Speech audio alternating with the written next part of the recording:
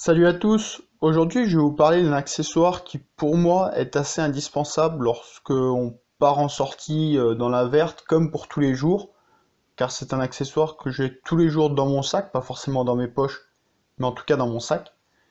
Une pince multifonction. En l'occurrence j'ai choisi la marque Gerber, c'est une pince multifonction qui est repliable sur elle-même, comme beaucoup de marques en font. Gerber fait des choses d'assez bonne qualité, donc j'ai pas spécialement hésité, je l'ai payé 59 € dans un Decathlon. Je connais pas le prix public, je me suis pas renseigné. Ça fait 6 bons mois que je l'ai et je m'en sers plusieurs fois par semaine. Cette pince possède notamment un ressort de rappel d'ouverture, donc elle s'ouvre bien toute seule, ce qui est assez pratique quand on veut choper des choses avec un peu de minutie, on n'a pas à la rouvrir soi-même. Elle a une partie plate, donc pour attraper. La partie plate est extrêmement précise, car pour la petite anecdote, j'étais en sortie avec des collègues, et le truc qui arrive assez souvent, je me suis mis une écharpe dans le doigt, je suis arrivé à choper mon écharpe avec la pince, pour vous donner un peu l'ordre de la précision de la chose, quoi. C'est quand même assez fabuleux pour le prix, plus que correct.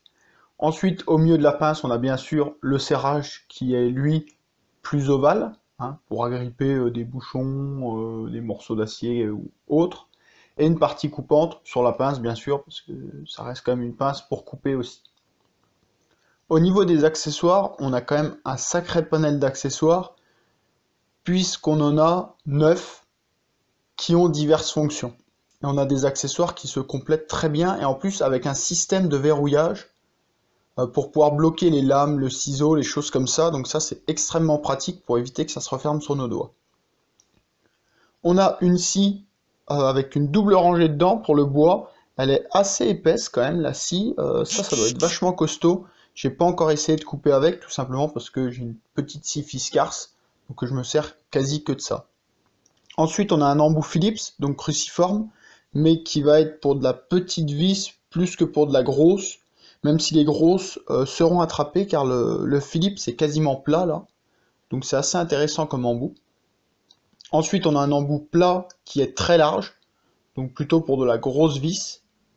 Et à l'inverse, en face par contre, on va avoir un embout plat beaucoup moins large, beaucoup plus étroit, et qui va être beaucoup plus en forme de coin, donc soit pour faire levier ou pour aller chercher de la petite vis.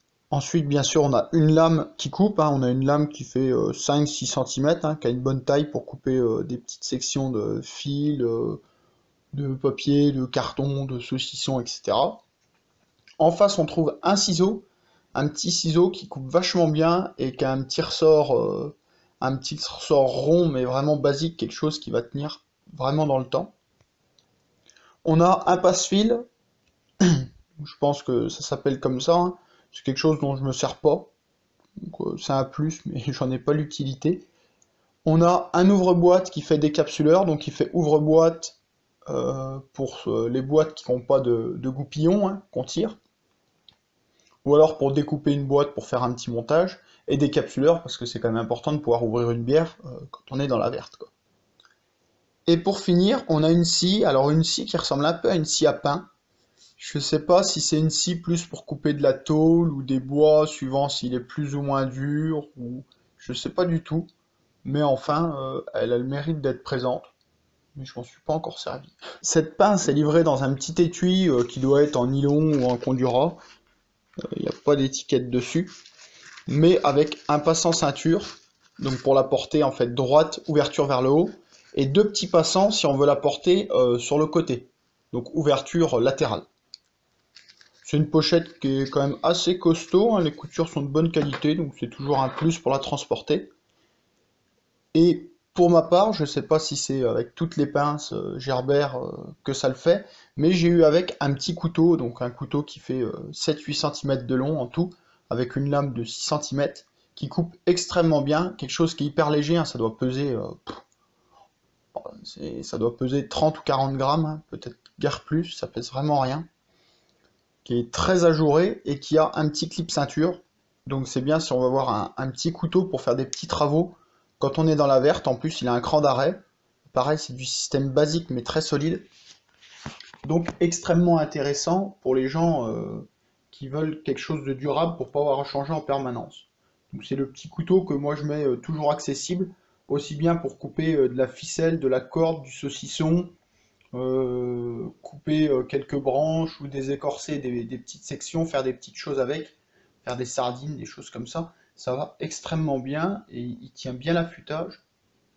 Donc, et en plus avec le clip ceinture, du coup on peut vraiment le clipser dans une poche et il bouge pas. Vraiment très très intéressant. En tout cas, quelque chose que moi je trouve intéressant parce que j'aurais pas eu l'idée d'acheter un couteau de si petite taille. Si vous avez des questions, n'hésitez pas. Si vous avez aussi plus d'infos sur cette pince, parce que c'est vrai que j'ai pas fait de recherche exceptionnelle, je vous donne un peu mon retour sur un produit que j'ai acheté. Et je vous vends pas la marque. Après, s'il faut vous la recommander, oui, je vous la recommanderai. Il y a peut-être mieux pour moins cher. Je sais pas, je suis pas un expert en pince multifonction. Mais pour ma part, je suis extrêmement satisfait de cette pince Gerber. Bon tir à tous, bonne préparation et surtout faites gaffe à vous.